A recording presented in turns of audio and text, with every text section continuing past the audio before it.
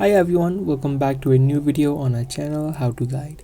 In today's video, I'm going to be showing you how to get notes on Instagram. If you don't know by now, Notes is a new feature that has been recently added to Instagram. To see the Notes feature, you simply need to open up the app and then tap on the message section on the top right. Here you'd see an option of leave a note, and that is the place where you can add notes on your profile.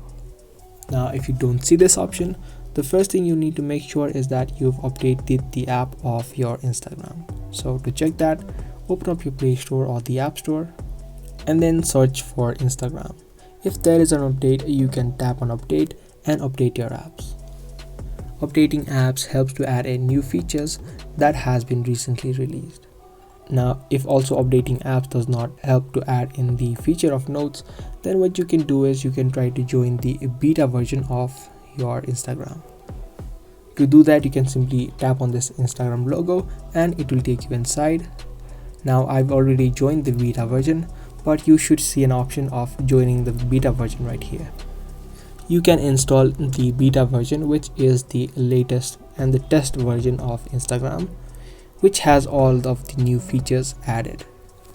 After you do these things, you should be able to get the notes feature on Instagram.